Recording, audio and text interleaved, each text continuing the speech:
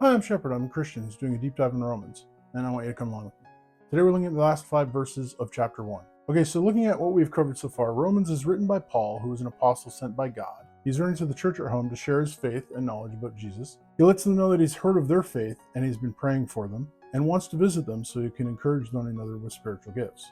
He shares how we should not be ashamed of the gospel, because Jesus has saved us by dying in our place and now imparts to us the righteousness of God.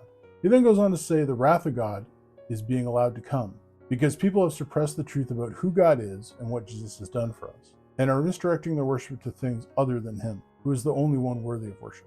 This leads us to God allowing them to follow their hearts, which can lead to sexual immorality, and in particular, homosexual immorality. And this brings us up to the last verses of Romans, chapter 1, starting in verse 28 and going to verse 32. So starting in 28, it says, "And since they did not see fit to acknowledge God, God gave them up to a debased mind to do what ought not to be done."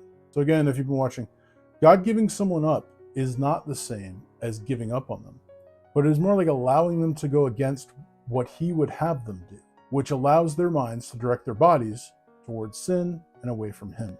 Continuing in verse 29, he states, "They were filled with all manner of unrighteousness, evil, covetousness, malice. They are full of envy, murder, strife, deceit, maliciousness." Now Paul keeps going, but we are going to pause to break those ones down before we move on. So starting with unrighteousness, righteousness in and of itself is defined by the character of God. So it makes sense that unrighteousness is the opposition to that, which then Paul fleshes out as evil, which can be seen as the will to do wrong, covetousness, which is the desire and greed for what is not ours, malice, which is living in prolonged depravity or sin, envy, where no one can be satisfied no matter how much they have, which leads to murder, which usually is hand in hand with envy, strife, which is to seek meaningless conflict for chaos's sake, deceit, which is trickery for personal gain, and last, maliciousness, which is the persistent choice to live in evil until it is the default state of being. And Paul just keeps going, stating, "They are gossips, slanderers, haters of God, insolent, haughty, boastful, inventors of evil, disobedient to parents." Wow, this list is long, but let's break down that section. Starting with gossips, which in the Greek is apparently translated whisperers. So people who try to spread damaging info through private conversation, which is different from slander, which is usually damage of personal reputation through public displays. Gossip would be done in private messages. Slander is done out in the open. Interestingly, Paul then moves to haters of God, but it makes sense since these would be slanderers of God. And this leads us to people who are insolent, which is hubris, which is a special kind of pride. They would also be haughty, which is a $5 word for being arrogant and feeling a personal superiority, which leads right to boastfulness, which are public displays of pride. Next up are inventors of evil. These are people who put time and effort into finding worse ways to create evil. I can think of a certain man and a master race that embodied this well.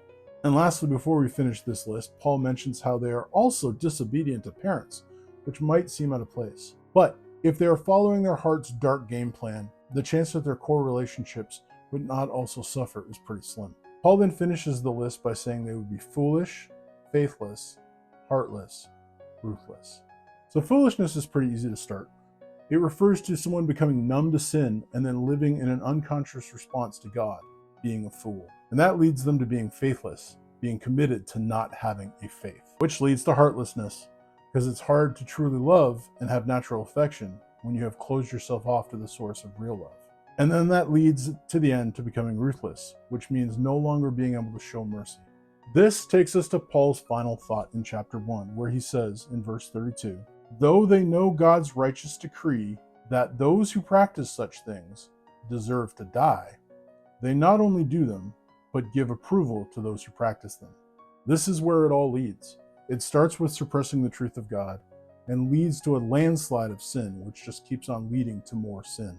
But thankfully, this doesn't have to be the case, and Jesus came so that anyone stuck in these traps can have life and love and relationship with God through his sacrifice. And all they have to do is believe and repent.